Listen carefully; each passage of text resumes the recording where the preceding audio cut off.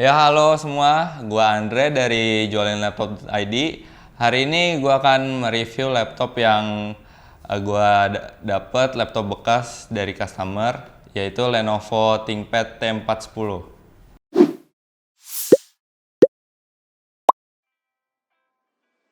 Ya, ini Lenovo ThinkPad T410. Laptop ini itu keluaran tahun 2010 dan Lenovo ThinkPad ini juga terkenal dengan daya tahan bantingnya. Cocok untuk kalian-kalian yang habis pulang sekolah, kuliah atau kerja yang suka asal lempar tas aja karena laptop ini mempunyai daya tahan yang cukup tinggi. Dan juga laptop ini dibalut dengan warna hitam doff hampir di seluruh casingnya, dan juga di bagian tengah keyboardnya ini dia mempunyai ciri khas tersendiri, yaitu terdapat pointer berwarna merah gunanya untuk menggerakkan pointernya, dan juga di bagian pojok kanan casingnya ini ada logo ThinkPad-nya dan juga terbalut dengan lapisan karet. Dan juga di bagian casingnya ini dia terlihat cukup kokoh ya, karena ya walaupun terbuat dari plastik tapi lumayan kokoh gitu. Untuk laptop ini sendiri pas kita buka dengan satu tangan itu nggak bisa ya, jadi kita harus tetap pakai dua tangan seperti ini.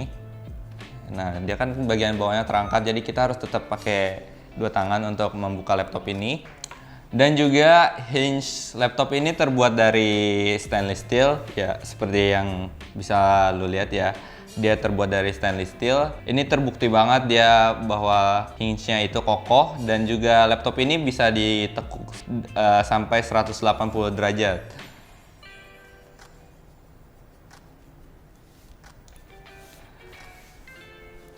Di bagian depannya juga laptop ini memiliki layar berukuran 14,1 inch dengan resolusi WXGA+, dan juga ditambah dengan teknologi LED backlight membuat layar laptop ini terlihat lebih nyaman di mata.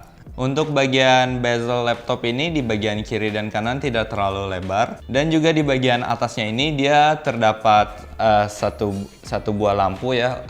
Fungsinya itu untuk menerangi lu di saat ngetik, di saat tempat yang gelap atau di daerah yang cukup gelap. Jadi dia ada lampu sendiri dia untuk menerangi keyboard, jadi lu ngetiknya itu lebih gampang. Dan juga untuk keyboard laptop ini enak banget, pas juga untuk ngetik, jadi nggak capek juga, nggak terlalu keras karena touchnya itu nyaman gitu, empuk. Dan juga layout keyboard ini beda dari yang lainnya, bisa dilihat sendiri ya. Dia ini tempatnya ini berbeda, jadi untuk contoh kayak bagian home, delete atau end biasanya terdapat di bagian pojok kanan. Sekarang dia pindah di bagian atas gitu. Dan juga yang beda banget dari laptop kebanyakan itu tombol FN dan kontrolnya. Biasanya kontrol itu di pojok paling kiri dan FN-nya itu di samping kontrol di sebelah kanan. Sekarang ini tertukar gitu, ketukar dia. FN-nya itu yang pojok paling kiri, sedangkan kontrolnya itu di sebelah FN sebelah kanan gitu. Jadi menurut gue ini beda banget dari yang biasanya. Dan juga untuk touchpad-nya itu tidak terlalu lebar, memiliki tombol-tombol fisik di bagian atas dan bawahnya. Fungsinya sama sebenarnya, ini klik kiri, ini klik kanan, sama juga ini klik kiri, ini klik kanan, dan ini untuk klik biasa aja. Dan ini touchpadnya ya. Di touchpadnya ini juga beda dari yang lain karena touchpadnya itu dia kayak punya tekstur sendiri, ada bintik-bintik. Jadi kalau lo pegang itu bisa terasa bintik-bintiknya. Dan juga mungkin kalau dilihat pakai mata aja lo udah bisa ngeliat gitu ya. Jadi dia udah ada teksturnya sendiri. Oh iya, untuk dimensi laptop ini mempunyai dimensi 13,27 kali 9,49 kali 0,83 mm, dan juga dengan berat 1,776 kg.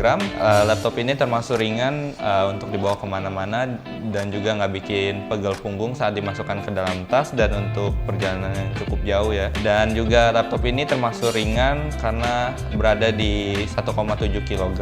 Nah, untuk 1-2 kg itu masih termaksud laptop ringan. Laptop berat itu masuk 2 kg ke atas gitu. Jadi kalau menurut gua laptop ini dibilang ringan banget enggak, dibilang berat banget juga enggak. Ya standar lah gitu. Untuk dibawa tuh ya sedang, nggak berat-berat banget dan juga nggak ringan-ringan banget. Laptop ini memiliki baterai sebesar 6 sel Li-ion. Untuk prosesornya sendiri, laptop laptop ini sudah menggunakan Intel Core i5 seri M520 dengan codename Arendelle, yaitu generasi pertama dengan base clock 2,40 GHz dan juga bisa ditingkatkan dengan turbo boost. Untuk graphic cardnya sendiri, laptop ini sudah menggunakan Intel HD Graphics dan juga mempunyai memori sebesar 4 GB DDR3 dual channel, dan juga laptop ini sudah menggunakan SSD sebesar 128 GB dan juga sudah menggunakan operating system Windows 7. Ya, untuk bagian konektornya, di bagian kirinya itu ada satu buah port VGA, satu buah port LAN, satu buah port HDMI, dan 3 buah port USB 2.0.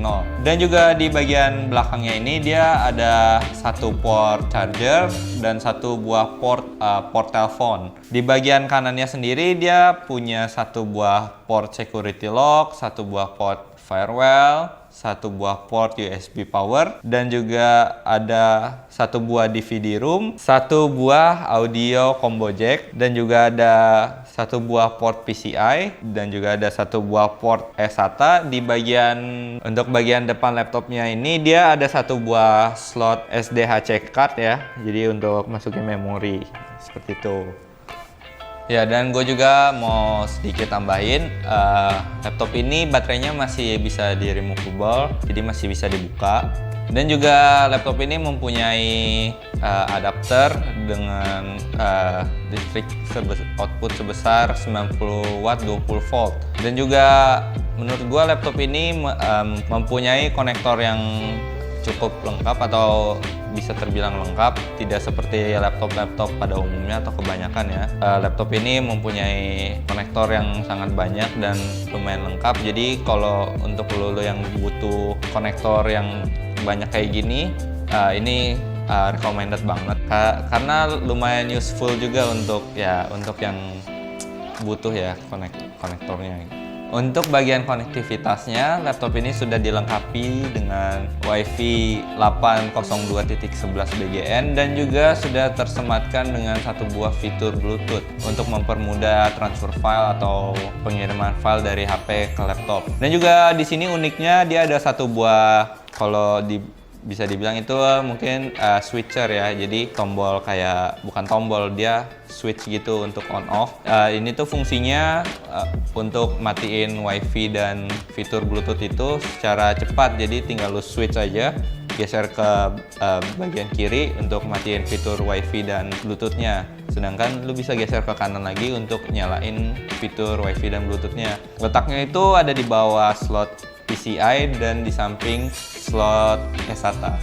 Dan juga laptop ini webcamnya nggak ada ya, karena tempatnya itu digantikan untuk menaruh lampu untuk menerangi keyboard di saat lo ngetik di tempat yang cukup gelap atau yang lumayan gelap gitu. Ya mungkin solusinya lo bisa pakai webcam eksternal atau pakai kamera eksternal gitu.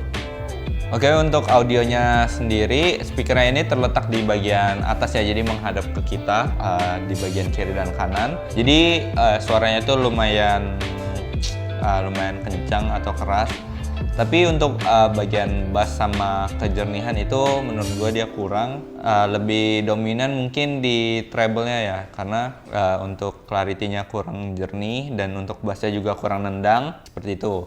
Dan juga ya, jadi laptop ini juga dia ada tombol fisiknya sendiri untuk volumenya. Ada satu buah tombol untuk mute ya, itu dia terpisah. Yang digabung itu volume up sama volume down-nya. Jadi dia yang terpisah cuma tombol volume mute-nya aja. Ya, untuk suhunya sendiri, suhu di saat dia standby atau tidak digunakan untuk menjalankan aplikasi apapun, itu suhunya standby di kisaran 20-30.